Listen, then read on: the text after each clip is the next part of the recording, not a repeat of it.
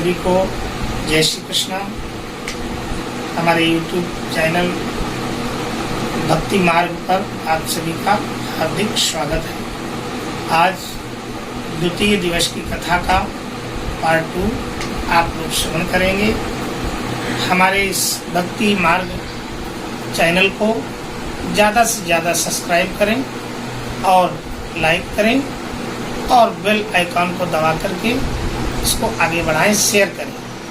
आप लोग निरंतर इस भक्ति कथा रूपी धारा को आगे बहने के लिए हमें प्रोत्साहित करें और अपने विचार कमेंट बॉक्स में अवश्य लिखें, क्योंकि भगवान की कथा सभी को प्रिय लगती है, लेकिन आपके विचार इसके प्रति क्या हैं वो मुझे मालूम हो, तो मैं आपको और भी सुंदर सुंदर कथाएं सुनाऊंगा। जैसा कि कल आप लोगों ने कथा के माध्यम से श्रवण किया कि धुंधकारी नाम का जो पुत्र था, बहुत नास्तिक और बहुत दुराचारी। एक दिन उसने अपने पिता के ऊपर वार किया। पिता को बड़ा कष्ट हुआ कि जिस पुत्र के लिए मैंने इतने दुख सहे, आज उसी पुत्र ने मुझे इस प्रकार से लज्जित किया। ये देख करके पिता के मन में बहुत ग्लानि हो गई और आत्मदेव बड़े दुखी विचलित अवस्था में बैठे हुए थे।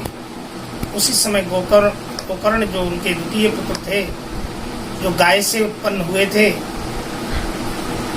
आकर के जैसे ही पिता के समक्ष उपस्थित हुए और कहने लगे, पिताजी आपका मुख इतना मलिन क्यों है? किस बात को लेकर के आप बहुत दुखी दिखाई दे रहे हैं? तो पिता ने कहा, पुत्र आज तो वो हो गया जो जिसका कभी विचार भी नहीं किया था। सच में ये कथा हम सब के लिए है कि हम अपनी संतान को लालन पालन करने के लिए अपना सर्वस्व न्यौछावर कर देते हैं, लेकिन हमारी संतानें आज अपने माता पिता का सम्मान नहीं करती। समाज में सिर्फ धन कमाने के अलावा कोई उनका कार्य नहीं।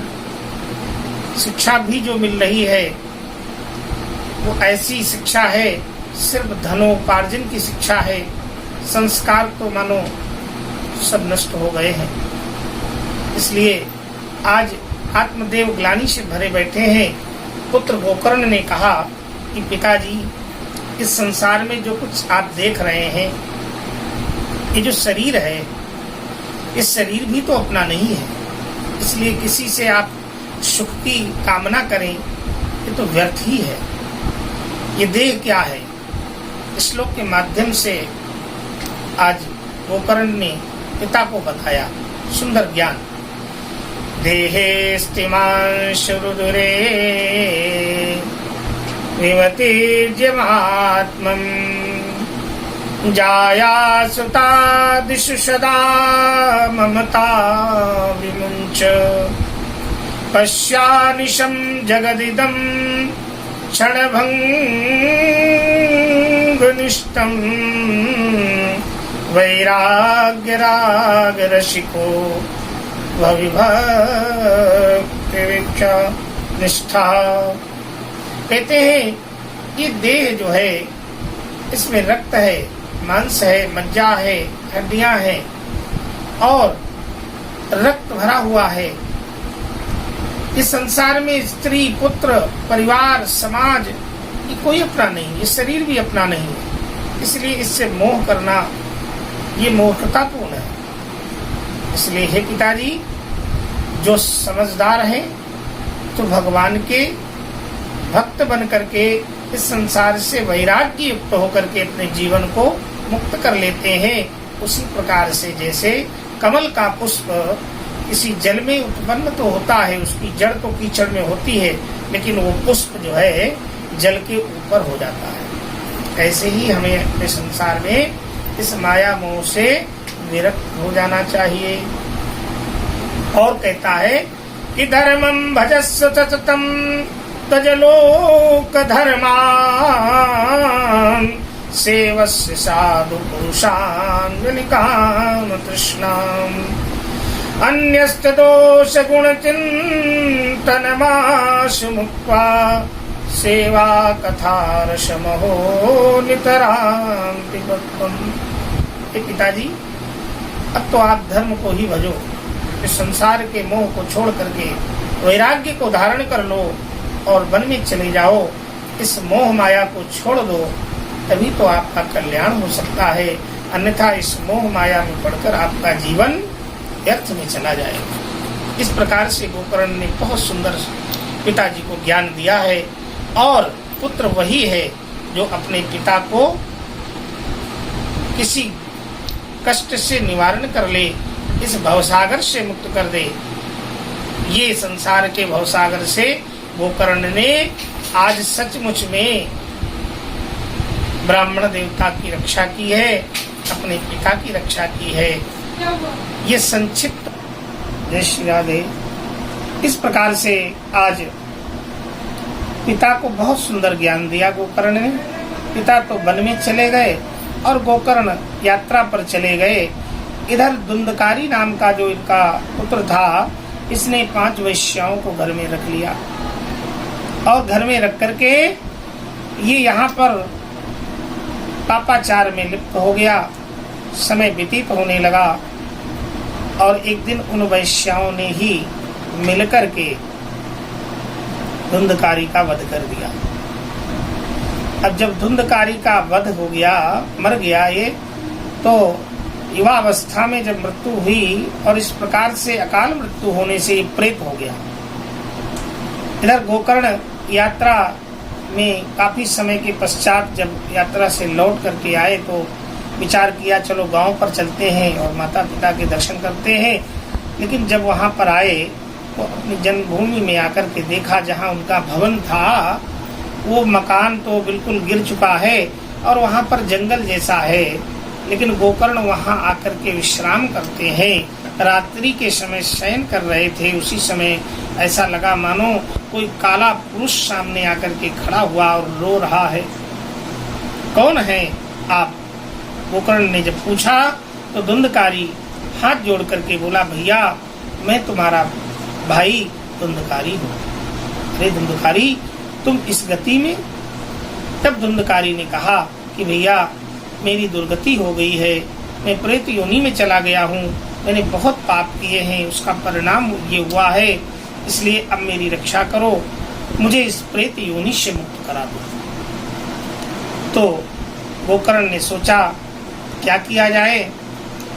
तब दूसरे दिन प्रातः काल संध्या वंदन करते समय गोकर्ण ने भगवान सूर्य नारायण को प्रणाम करके भगवान सूर्य नारायण की स्तुति की और उनसे कहा कि प्रभु हमें बताओ, हमारे भाई की प्रेत योनि से मुक्ति किस प्रकार से हो सकती है। सूर्य भगवान ने गोकर्ण को सुंदर ज्ञान दिया और कहा कि गोकर्ण, तुम अपने भाई को श्रीमद् भागवत की कथा श्रवण कराओ। देखिए श्रीमद् भागवत की कथा। राधे श्री राधे वर्षाने वारी, तेरो पुजारी गिरधारी। श्री राधे वर्षाने वारी, तेरो पुजारी गिरधारी। चापत चरण करत नित सेवा, चापत चरण करत नित सेवा, करत नित सेवा, करत नित सेवा। और बिन दर्शन नहीं होत कलेवा, बिन दर्शन नहीं होत कलेवा। और तेरी ही आज्ञाकारी, तेरो पुजारी बनवारी। श्री राधे वर्षाने वारी, तेरो पुजारी है गिरधारी। कि राधे श्याम की सुंदर जोड़ी, राधे श्याम की सुंदर जोड़ी। श्री राधा वृषभान किशोरी, श्री राधा वृषभान किशोरी। राधा के मोहन वनवारी, तेरो पुजारी गिरधारी। श्री राधे वर्षाने वारी, तेरो पुजारी गिरधारी। श्री राधे वर्षाने वारी, तेरो पुजारी गिरधारी। मधुवन में नित रास रचावत, रहस रचावत, रहस रचावत। जब रूठे श्यामा श्याम मनावत, और जब रूठे श्यामा श्याम मनावत। हरिदास जापे बलिहारी, हरिदास जापे बलिहारी। तेरो पुजारी वनवारी। श्री राधे वर्षाने वारी, तेरो पुजारी गिरधारी। मान सरोवर जाए के बैठी, राधे रानी जाए के बैठी। मान सरोवर जाए के बैठी, श्री किशोरी जी जाए के बैठी। और कान्हा के डिंग आए के बैठी, कान्हा के डिंग आए के बैठी। क्या कि राधा लगे बड़ी प्यारी, तेरो पुजारी गिरधारी। श्री राधेवर शाने वारी, तेरो पुजारी गिरधारी। श्री राधेवर शाने वारी, तेरो पुजारी गिरधारी। जय जय श्री राधे श्याम।